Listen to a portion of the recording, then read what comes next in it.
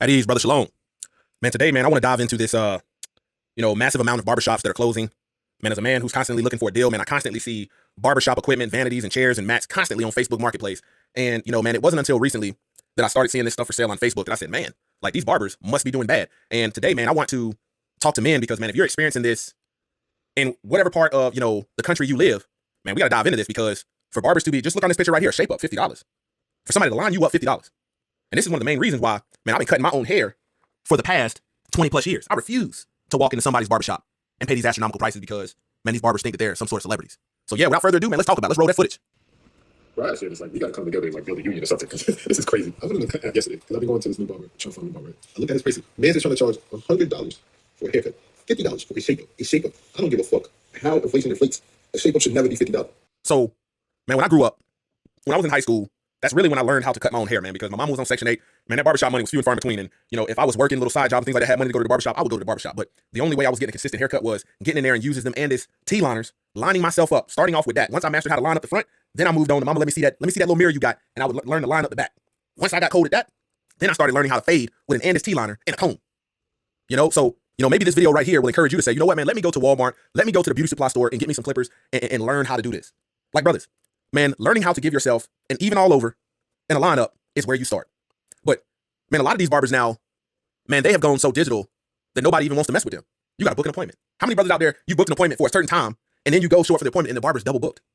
Man, you got some barber who's a year out of barber school charging $50 for a shape-up, $90 for a haircut, and bro, you ain't been in the game that long. Now, let me say this.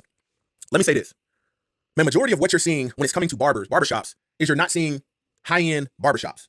Most men that are going to these places and the barbers are charging an astronomical money, man, you're looking at barbers dressed in street clothes. Man, you're looking at barbers that's playing music videos or sports on the TV. And bro, you sitting in that chair, they give you a haircut, get you in and out, up out of there and say, where's my $100 and beyond. And the reason you feel like, man, that is overpriced is because you're not getting the quality of service. Brothers, there are high-end barbershops out there. You just don't know about them because so many of these barbers are looking at, like, you got a lot of young barbers that are looking at what like superior or elite barbers do and thinking that, man, my haircut looks just as good as that, so I can charge the same price. But the elite barber, let's face it, man, the elite barbershop, you walk in there, man, you're seeing barbers dressed in casual clothes, business attire. Man, everything in there is wood grain. It's got an old kind of vibe to it. It smells good. They gonna hit you with, when you're done, they gonna hit you with top shelf cologne. Because you just stop by on your lunch break to get a haircut. They gonna hit you with some top shelf cologne, a couple squirts of that. So you're getting a squirt of some $300 cologne. Better yet, man, the barber, once he finishes cutting your hair, man, he didn't went to Dollar Tree or got on Amazon and bought a whole bunch of nail files and nail polishers, and he's filing your nails. So your nails is kept up. Or he uses the little buff block to kind of buff them out a little bit. He's doggone making sure you got any stray hairs around. Like, he's taking care of all of that, making sure your cuticles is good. Doing something like if you got skin issues where you got whiteheads, he's using that little tool, man, he's giving value. Brothers, there's barbershops, there's high-end barbershops like I'm describing, and man, you can walk in and they'll offer you something to drink. But you want something to drink? You want a beer? You want a shot of this? You want a soda? You want something like this? And men that go to barbershops like that, which is few and far in between, man, you feel like you're getting the value. But when you're getting price gouged by one of these hood barbers, one of these brothers that, consistently can't cut your hair the same, doesn't remember your name, got his pants hanging off his butt, anybody paying that for no haircut? Let's keep going. Shape up. Before, like, we used to see these prices, barbers were doing stuff like they were doing like the hot towel and all the extra shit that you really need. Cool, because I never wanted that. Now, regular haircuts are these prices. Bro is charging $30 for a hot towel. I'm assuming you need a hot towel and shave, but this is not hot. You know how to lose the problem? When Patrick Beverly is complaining about haircut prices. Patrick Beverly's in the NBA. If he's complaining, you know damn well I'm complaining. Yo, barbers have gone crazy. The prices they're charging these days are nuts. Like, I don't have to go to them, but I know what they're charging. It's like 80, 90, $100 for a haircut. I'd expect a tip on top of that, or like $50 just to like, do your beard. Like, that's crazy. That's a whole ass 8-hour shift that you get. And I will say this, man, we're in a different daytime and hour where men with beards, man, has just become like, the majority of men rocking a beard has just become like a trend within the last 10 years. So I can say, man, you got the average price of a haircut, $20, $30, and then, man, it's not unreasonable to have to pay 10, $15 to get your beard done, because that is extra work. And you gotta understand, most men that want their beard done, man, they want that thing crispy. So I think barbers should be compensated. But starting off with your base price for a haircut, $90, still doesn't justify the lack of service or the lack of quality you're getting. They're like charging me like, what, 30 to 40 minutes of work? I remember they used to be like 20, $25, and that was like reasonable. Like, I think up to $40 for a haircut's reasonable, but like $100? Well, you better be giving me more than just a haircut to me at that point. Just crazy, for real. So this is another reason why barbers charge living charge. After spending long hours, cutting y'all hair, getting y'all fresh. So this is another reason why barbers charge living charge. After spending long hours, cutting y'all hair, getting y'all fresh. We gotta come behind y'all and clean up the mess. Sometimes it's a big dirty mess. Man, I want to make sure I'm hearing this correctly. Did this brother just say, this is the reason why barbers charge so much, because we got to sweep up the hair that we cut off your head? Man, isn't that part of the job? Isn't that part of the job?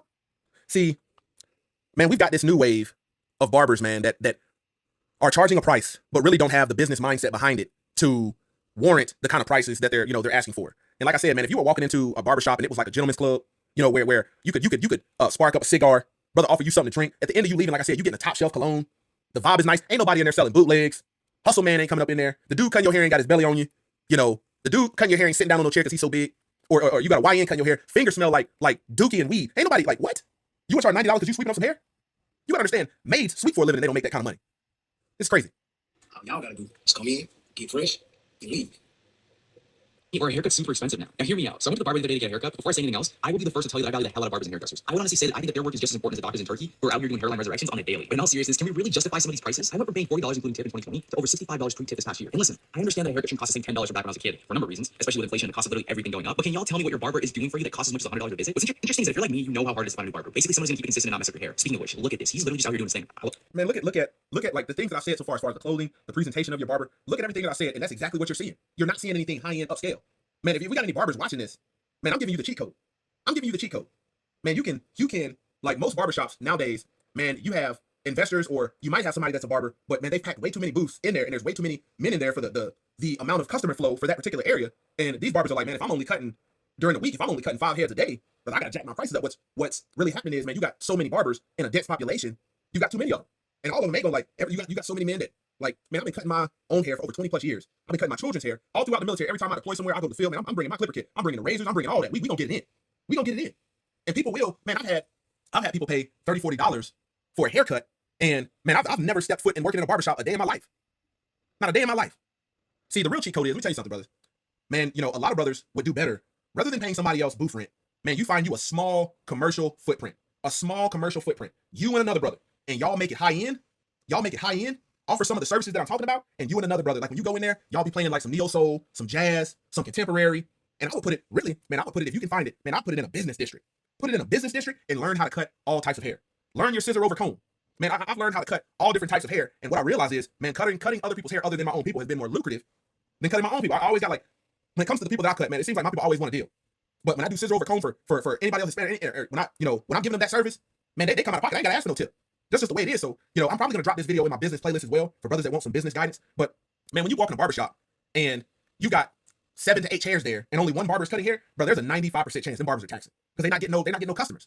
You gotta understand, like, you pay $100 for a haircut, man. I expect every time I come in there, you say, hey, what's going on, Mr. Such and Such? How's work? Man, how's job? And you know, how's this looking like? You know a little bit about you got a little bit of blueprint data. But to pay $100 and to be getting treated like a scrub? No. Man, you got brothers out there that have pretty much went out on a limb and bet on themselves and they bought a Ford, a Transit van, a Sprinter van. You know, you bought, like, okay, you think about it. Rather than a barber, let's put it like this. You got barbers out there that want to charge you $100 for a haircut. So they can go out and buy a $392, go buy a Scat Pack, you know, go buy this, they got Hellcat dreams. But then you got a barber that says, you know what, rather than buying this $60,000 vehicle, man, I'm gonna go buy me a $45,000 Ford, Transit van, and I'm gonna turn the back of it into a mobile barbershop. So yeah, I'm pulling up on you. Brother, you want a haircut, you got an appointment? I'm pulling up on you and I'm charging $100. Probably more than that. You've got brothers out there that are doing it and people pay it because of the convenience. But if I got to drive to you, if I got to book an appointment and then you get double booked, and then they got this stuff now. I'll see in a video of brothers talking about you can pay to skip the line. What? Don't talk about the prices for children haircuts. See, a lot of barbers would do well. Let me give you an example. Man, you got you a Ford van with a high top on it. Okay, you can get them like that from the dealership, from the commercial side. You put you some solar panels on the top, put you a solar inverter in there to charge your stuff up. Okay, put you a little mini split or whatever you got on the side or on the top of that thing, and put you a barber chair in there. And brother, you ride around to your high-end clientele and you showcase, bro, this is high-end stuff. That cologne, the fragrances, brother, have all the latest and greatest fragrance. Bro, this that Tom Ford. This that Issey Miyake, whatever the latest stuff is. And when they step out of that van, bro, they feeling like they got a deal. They feeling like they're on top of the world. But so many men, man, are feeling like, man, they're paying this astronomical price and there's no value in it. No value whatsoever. Like, let your client step up in there with some dress shoes.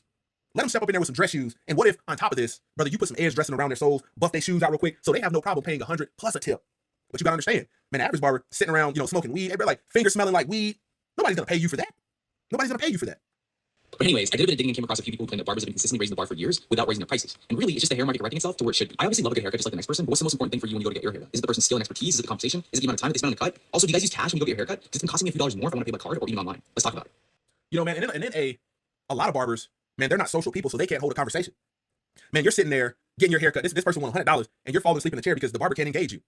You gotta understand, like, you have to think, man, if you were to create the type of environment where men are like, man, I'm coming here because of the atmosphere. I'm coming here because, man, this is almost like a gentleman's club, like a lounge, and I feel like an exclusive man. I want you to think, if you got a blue collar man that can go to the hood barbershop right next to the Chinese spot, the Chinese takeout spot, and they're just giving out a haircut, and that's it, and you gotta pay $100 versus him being able to go to a spot where he can get a cigar, man, he can get his skin exfoliated, he can get his work boots, shined up real quick, cleaned up real quick, he can get his nails, but you gotta think about it, sir, and come out of there smelling like $1 million? Brothers, where you going? Let me know down in the comments. Let me know what you think about what I said. Let me know, are you a brother that has cut your hair for these reasons to avoid? I can only imagine how much money I saved.